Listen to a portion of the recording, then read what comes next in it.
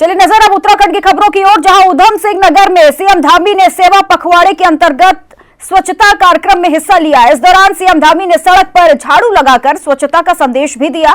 CM Dhami ने कहा कि पीएम मोदी के नेतृत्व में भारत शक्तिशाली, समृद्ध और समृद्ध भारत के रूप में आगे बढ़ रहा है। आज विश्व स्तर पर भारत का मान, सम्मान और स्वाभिमान बढ़ा है।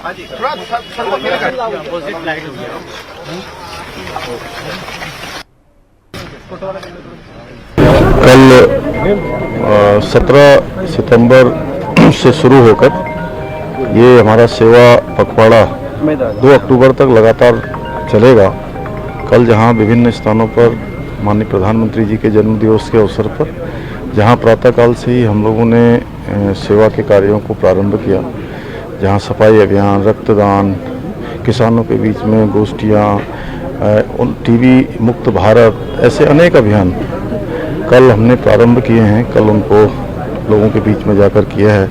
वहीं आज उधम सिंह नगर, पंतनगर में अभी सफाई अभियान यहाँ पर प्रारंभ हुआ है और स्वच्छ भारत अभियान के तहत ये कार्यक्रम चलेंगे लगातार। रक्तदान के कार्यक्रम यहाँ भी कल पूरे प्रदेश के अंदर हुए हैं और पूरे पखवाड़े भर लगातार ये सेवा के कार्य चलेंगे।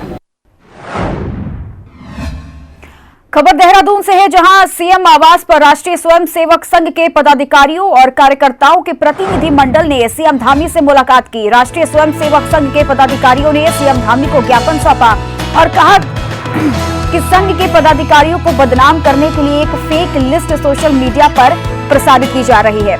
सीएम धामी से उच्च स्तरीय जांच कराने की अनुरोध भी की गई। साथ ही सीएम धामी ने पुलिस महानिदेशक को मामले की पूरी जांच कर कार्रवाई करने के निर्देश दिए।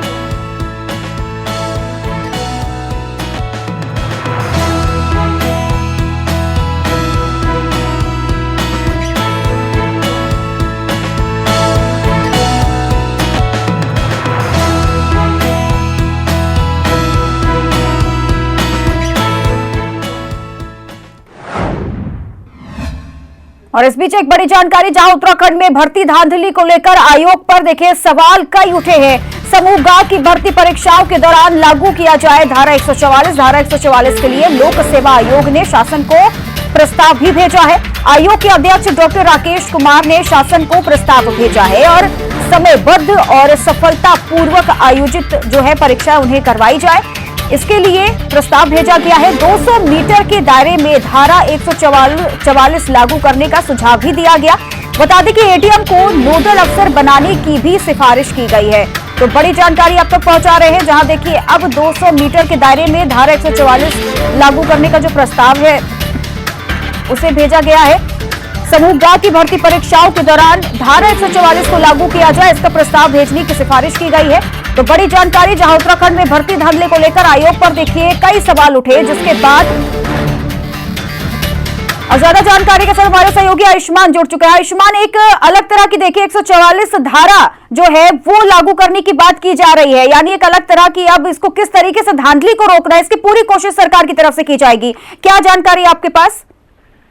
बिल्कुल सीता, देखिए क्योंकि अधीनस्थ सेवा चयन आयोग जिस तरीके के संदेह के घेरे में है और उससे हुई भर्तियां संदेह के घेरे में है, संलिप्तता बहुत सारे लोगों के सामने आ चुकी है, चाहे यूके SSSC हो या सचिवालय रक्षक भर्ती हो, ये सारे मामले ऐसे हैं जिसको लेकर अधीनस्थ सेवा चयन आयोग संदेह के घेरे में है। इसको लेकर राज्य लोक सेवा आयोग द्वारा अब भर्ती परीक्षाएं आने वाले समय में होंगी, जिसको लेकर जो अध्यक्ष है आयोग के, उन्होंने ये प्रस्ताव भेजा है शासन को कि जब भी कोई भर्ती परीक्षा हो लोक सेवा आयोग द्वारा, उस समय धारा 144 लागू होनी चाहिए। जिस तरीके से चुनाव के समय में धारा 144 लागू होती है, उसी के तर्ज पे ही जब कोई भर्ती परीक्षा हो तो उस समय पर धारा 144 लागू होनी चाहिए और 200 मीटर के दायरे पर इसका प्रॉपर पालन होना चाहिए, जिससे जब प्रश्न पत्र लेकर आया जाए या उत्तर पुस्तिका लेकर जाया जाए, उस समय पर ये इसका कड़ाई से पालन होना चाहिए, जिससे किसी भी प्रकार की धांधली उसमें ना हो पाए, किसी की भी संलिप्तता उसमें ना रहे। इसको लेकर ये फैसला लिया गया है और शासन को ये पत्र भेजा गया है। इसके बाद निर्णय लिया जाएगा और फिर क्योंकि जिस तरीके के लगातार मामले सामने आए आयोग के द्वारा, तो अब राज्य ने ये फैसला लिया है कि राज्य लोक सेवा आयोग द्वारा आने वाले समय की भर्तियां की जाएंगी। तो ये बहुत अहम फैसला है। और उसके साथ ही जिन जनपदों में ये भर्तियां की जाएगी, इसकी परीक्षा होगी, उस जनपद के जो जिलाधिकारी होंगे उनके संरक्षण में ये भर्ती होगी। उसके साथ ही एडीएम को नोडल ऑफिसर बनाया जाएगा और उसके साथ ही एक एसडीएम भी नियुक्त किया जाएगा जो प्रॉपर तरीके से इसका परीक्षण करेंगे और ये ध्यान रखेंगे किसी प्रकार की किसी की संलिप्तता इसमें नहीं होनी चाहिए और धांधलेबाजी नहीं होनी चाहिए। ठीक है अंशुमान, आप जुड़े रहिएगा, आगे भी आपसे तमाम अपडेट लेते रहेंगे। और एक और बड़ी जानकारी देहरादून से, जहां विधानसभा भर्ती घोटाले में जल्द एक बड़ा खुलासा हो सकता है। विशेषज्ञ समिति रात दिन में देखिए नियुक्तियों की जांच कर रही है और जल्द विधानसभा अध्यक्ष को रिपोर्ट सौंपेगी विशेषज्ञ जांच समिति। राज्य गठन के बाद से देखिए 2022 तक जो भर्तियां हुई हैं उनकी जांच की जा रही है और ऐसा माना जा रहा है कि समिति जल्द ही अपनी रिपोर्ट जो है वो सौंप सकती है। तो बड़ी जानकारी आप तक पहुंचा रहे हैं, जहां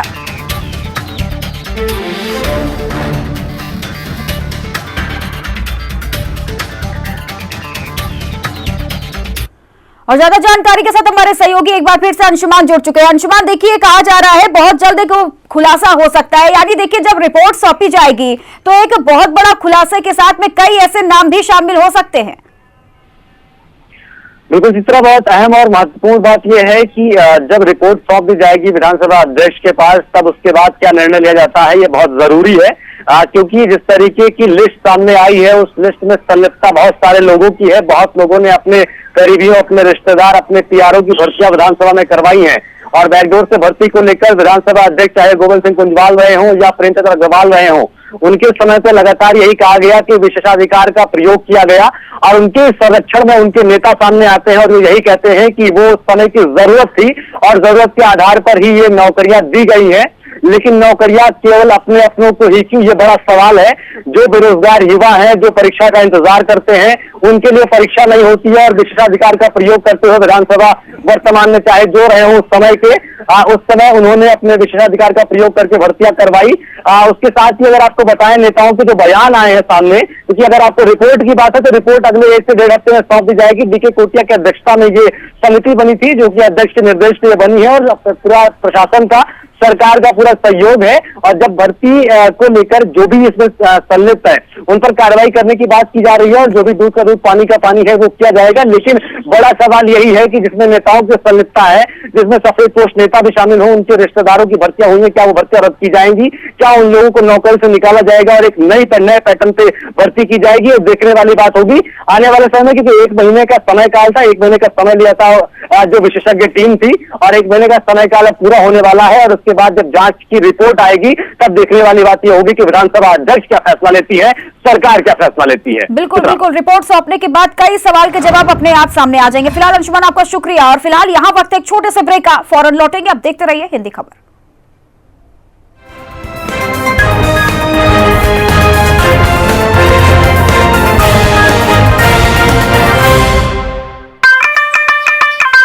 ਤੁਹਾਡੇ ਨਾਲ ਕੀਤੇ ਵਾਅਦੇ ਨਿਭਾ ਰਹੇ ਹਾਂ ਅਸੀਂ। ਸ਼ੁਰੂਆਤ ਭ੍ਰਿਸ਼ਟਾਚਾਰ ਤੋਂ 9501 200 200 याद कर लो ये नंबर चंगी तरह याद कर लो ये नंबर, जिथे लिखना है उसे लिख लो ये नंबर। है नंबर है आगाज दा करप्शन फ्री पंजाब दा। पंजाब अपनी आन अपनी शान मुड़ पावेगा, किस जगह ते जो सानू रोक पावेगा। क्योंकि कम बोलता है साडा कम बोलता है, बस कम बोलता है साडा कम बोलता है, सिर्फ कम बोलता है साडा कम बोलता है। सिक्खिया नू चाहिए तेरी जान की तैयारी है, सिक्खिया नू चाहिए तेरी जान की तैयारी। बेरोजगारी नू गोडियां ते लियाउण दी हुंवारी है, पंजाबी नू पंजाब छड्ड के नहीं जावेगा। हर महल्ला नेड़े अपने क्लिनिक खोल पावेगा। अनाज दा हर दाना असीं खरीदांगे, हर दाने दी कीमत असीं चुकावांगे। पंजाब अपनी आन अपनी शान मुड़ पावेगा, किस जगह ते जो सानू रोक पावेगा। क्योंकि कम बोलता है साडा कम बोलता है, बस कम बोलता है साडा कम बोलता है, सिर्फ कम बोलता है साडा कम बोलता है। ਤੁਹਾਡੀ ਆਨ ਤੇ ਪੰਜਾਬ ਦੀ ਸ਼ਾਨ ਹੁਣ ਸਾਡਾ ਮਾਣ ਹੈ। ਅਸੀਂ ਜੋ ਕਿਹਾ ਉਹ ਕਰਕੇ ਵਿਖਾਵਾਂਗੇ। ਪੰਜਾਬ ਨੂੰ ਨਵੇਂ ਸਿਖਰਾਂ ਤੇ ਲੈ ਜਾਣ ਦੀ ਸ਼ੁਰੂਆਤ ਹੋ ਚੁੱਕੀ ਹੈ। ਪੰਜਾਬ ਸਰਕਾਰ ਸਾਡਾ ਕੰਮ ਬੋਲਦਾ ਹੈ।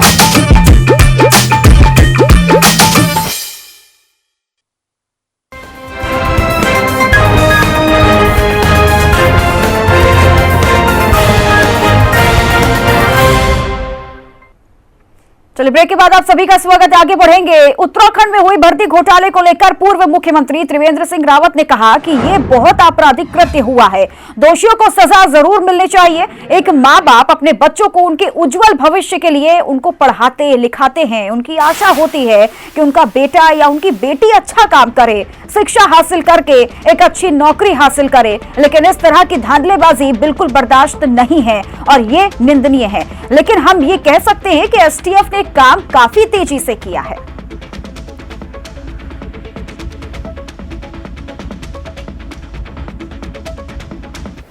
स्वाभाविक रूप से जिस तरह से हुआ है ये दुखद है, दुखद ही नहीं, मैं कहूं कि बहुत ही आपराधिक कृत्य हुए हैं ये।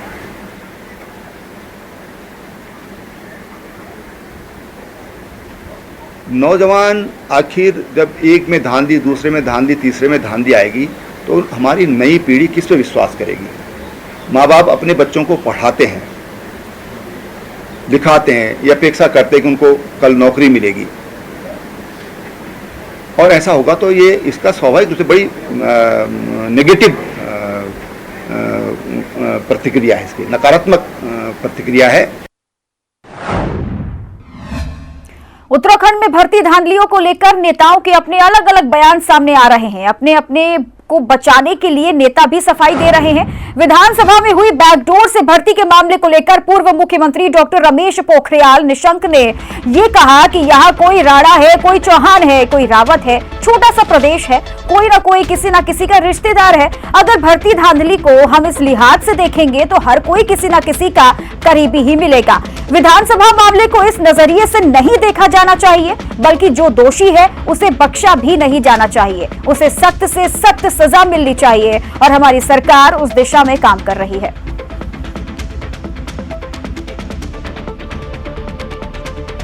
जो दोषी है उसको किसी कीमत पर बख्शा नहीं जाना चाहिए। ये छोटा राज्य है, आप राणा हैं, ये चौहान हैं, ये रावत हैं, अब जो रावत है उस किसी न किसी का तो रिश्तेदार होगा, छोटा सा राज्य है। ये इस एंगल पर नहीं, हाँ कोई गड़बड़ हुआ है तो उनको बख्शा नहीं जाना चाहिए। कहीं भी कोई गड़बड़ हुआ है तो उसके लिए गवर्नमेंट पूरी ताकत के साथ खड़ी है। लेकिन फर्जी मुझे मालूम है, मैंने तो स्वयं मीडिया में बोला कि जिस तरीके से कुछ लोगों को एक आदत सी हो गई है फर्जी चीज़ों को चलाने की, लेकिन जिसमें सच्चाई है, मैंने प्रदेश के मुख्यमंत्री को बधाई भी दी इस दिशा में कि जो भी उन्होंने कहा भी कि दोषी कोई भी होगा किसी कीमत पर उसको बख्शा नहीं जाएगा। उत्तराखंड में हुई बैकडोर से भर्ती को लेकर नेताओं के अलग अलग बयान सामने आ रहे हैं। एक तरफ बेरोजगार युवा बेरोजगारी का दंश झेल रहे हैं, वहीं दूसरी तरफ नेताओं ने अपने करीबियों को नौकरियां दिलवा दी और उसके बाद अब सफाई भी दे रहे हैं। सफाई में कहना यह है कि कोई राणा है, कोई चौहान है, यह कहना है पूर्व मुख्यमंत्री रमेश पोखरियाल निशंक का, जो पूर्व में केंद्रीय मंत्री भी रहे हैं और बीजेपी के बहुत दिग्गज नेता हैं। उनका कहना है कि कोई राणा है, कोई रावत है, कोई चौहान है और अगर हम भर्तियों की धांधली में ऐसे संबंध निकालेंगे तो किसी की ना किसी नेता से उनका संबंध होगा ही। वहीं दूसरी तरफ हरीश रावत का भी यही कहना था कि विशेषाधिकार का प्रयोग इसलिए किया गया कि गैरसैंण में सत्र आयोजित हो रहा था और इसको लेकर ही भर्तियां करवाई गई थी। मतलब अपने अपनों को बचाना ही राजनीति है और ये राजनीति का खेल नेता करते हैं। विधानसभा को लेकर जो बैकडोर से भर्ती की गई उसको लेकर डीके कोटिया की अध्यक्षता में एक समिति का गठन हुआ है। आने वाले समय में देखने वाली बात यह होगी कि जब समिति अपनी रिपोर्ट सौंपेगी और उसके बाद करीबियों की जांच होने के बाद सामने जब रिपोर्ट आएगी तो क्या विधानसभा अध्यक्ष इस पर कोई निर्णय ले पाएंगी, क्या सरकार इस पर कोई निर्णय ले पाएगी, यह देखने वाली बात होगी। कैमरामैन इलियास अहमद के साथ मैं अंशुमान मिश्रा, हिंदी खबर, देहरादून। त्रिस्तरीय पंचायत चुनाव की सरगर्मी दिनों दिन बढ़ती जा रही है। त्रिस्तरीय पंचायत चुनाव प्रचार के लिए प्रत्याशियों ने पूरी ताकत झोंक दी है। प्रत्याशी गांव-गांव में जाकर अपने लिए वोट मांग रहे हैं। हिंदी खबर ने पीठपुरी ग्राम पंचायत में ग्राउंड जीरो पर जाकर जायजा लिया और मतदाताओं से बातचीत की। रिपोर्ट देखिए। पंचायत चुनाव सरगर्मी दिनों दिन बढ़ रही है और जब से चुनाव चिन्ह मिले हैं उसके बाद से ही प्रत्याशियों ने अपने चुनाव प्रचार में ताकत झोंक दी है। हम हरिद्वार के पीठापुरी ग्राम पंचायत में है। ये नदी के किनारे, गंगा किनारे वाला अंतिम गांव है इस विधानसभा का। बात करेंगे कुछ ग्रामीण हमारे बीच में किस तरह के मुद्दों के साथ में ये प्रत्याशियों क्या अपनी मांग कर रहे हैं और किस तरह प्रत्याशी इनके सामने आ रहे हैं। आपका नाम क्या है?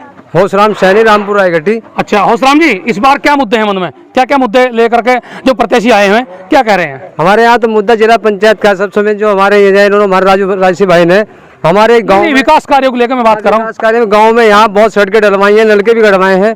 क्या गाँव में नालियाँ सड़कें सब चकाचक हैं एकदम? बिल्कुल नालियाँ सड़कें सब ठीक हैं, नलके भी गड़वाए हैं सब। ग्राम प्रधान से क्या उम्मीद रखते हैं जो प्रत्याशी इस बार हैं उनसे? जो इस बार प्रत्याशी ग्राम पंचायत में नई उम्र के लड़के हैं, उनसे भी यही है, कह रहे हैं कि हम अच्छा काम करेंगे आने वाले समय में, और प्रत्याशी भी ठीक है। प्रत्याशी ठीक है। आप बताओ क्या मुद्दे हैं? मुद्दे तो विकास के ही हैं सर, जो प्रधान के अंडर में आते हैं काम उन्हें प्रधान करेंगे ही, और किया भी है पहले भी। कितने प्रत्याशी आपके यहाँ से हैं? हमारे यहाँ से 4 प्रत्याशी हैं प्रधान पद के। प्रधान पद के। तो आपको लगता है कि इस बार जो है पहले के मुकाबले जो प्रत्याशी हैं वो अलग जोश खरोश के साथ में हैं, या उनमें और पहले प्रत्याशियों में कुछ अंतर देखते हैं आप? कोई खास अंतर नहीं है, जो युवा प्रत्याशी है उनके प्रति ज्यादा रुझान है युवाओं के प्रति। जैसे कि हरिद्वार देहात क्षेत्र में काफी शराब का प्रचलन रहा, कई लोगों की मौत भी हुई है, यहाँ इस तरह का कोई प्रत्याशी मतलब शराब वराब का प्रचलन चल रहा है या कुछ और चीज बांट रहे हैं? ऐसा कोई प्रचलन नहीं चल रहा है यहाँ पर, तो सीधी सी बात है, विकास के मुद्दे पर वोट मिल रहा है। विकास के मुद्दे पर कोई दावत पानी का कोई नहीं है। अमरीश चौहान। अमरीश भाई, आप बताओ, आप युवा भी हैं, मुद्दा केवल विकास का है या कुछ और मुद्दे भी हैं? नहीं, विकास का ही मुद्दा है यहाँ पे। विकास में खास तौर पर क्या है? विकास में खास तौर पे यही है, सड़कें बननी चाहिए, गरीब जनता की मदद होनी चाहिए भाई, आर्थिक व्यवस्था जिनकी खराब है उनका थोड़ा मदद हो जाए, लड़के की शादी वगैरह में कोई सहायता करे, ऐसे कैंडिडेट को चुन रहे हैं आप। सड़कों की सफाई, नालियां साफ होनी चाहिए, ये इनकी डिमांड है, और साफ तौर पर कह रहे हैं कि युवा प्रत्याशियों पर ज्यादा जोर है, युवाओं से उम्मीद है। और एक चीज और अच्छी यहाँ सामने आई इस गांव में, उन्होंने कहा कि यहाँ शराब की किसी प्रकार का प्रचलन नहीं, यानी कि इस चुनाव में ये प्रत्याशियों को साफ कह रहे हैं मतदाता कि शराब नहीं लेंगे और नहीं पटने देंगे, सीधे सीधे विकास का मुद्दा मन में है, विकास कराएंगे, विकास परक प्रत्याशी को जिताएंगे। जसप्रीत सिंह खबर लक्सर। वहीं एक और बड़ी जानकारी सामने आ रही है, जहां बारिश के अलर्ट के बावजूद बद्रीनाथ धाम देखे रिकॉर्ड यात्री पहुंच रहे हैं। रिकॉर्ड तोड़ यात्री भगवान बद्रीनाथ के दर्शन के लिए पहुंच रहे हैं। बद्रीनाथ धाम में दर्शन के लिए अब तक सबसे ज्यादा यात्री आए हैं। बता दें कि अब तक 12,74,161 यात्री बद्रीनाथ के दर्शन कर चुके हैं। तो देखिए, एक तरफ जहां उत्तराखंड में भारी बारिश के चलते जो स्थिति है वो भयावह होती जा रही है, और बावजूद इसके बद्रीनाथ धाम में लगातार रिकॉर्ड तोड़ श्रद्धालु आ रहे हैं। बारिश का अलर्ट भी लगातार जारी है, रेड अलर्ट के साथ येलो अलर्ट तक जारी किया जा रहा है। ऐसे में भगवान बद्रीनाथ के दर्शन के लिए लगातार जो श्रद्धालु हैं वो पहुंच रहे हैं, और अब तक देखिए सबसे ज्यादा यात्री जो है वो बद्रीनाथ धाम आ चुके हैं। आंकड़ा जो बता दें आपको, 12,74,161 यात्री अब तक बद्रीनाथ धाम पहुंच चुके हैं। वहीं दिल्ली यमुनोत्री मार्ग पर यात्रियों से भारी बस में आग लगी। गुजरात से आए थे 21 यात्री को जो बचाया गया है। बड़ी जानकारी, जहां सभी यात्रियों को दूसरी बस से रवाना भी किया गया। पुलिस ने बताया कि बस में शॉर्ट सर्किट की वजह से आग लगी थी। यमुनोत्री धाम जा रही गुजरात की यात्रियों की चलती बस में आग लग गई। गनीमत ये रही कि आग विकराल रूप धारण करती उससे पहले ही सभी यात्री सुरक्षित बाहर निकाल लिए गए। बस में ड्राइवर समेत कुल 28 लोग सवार।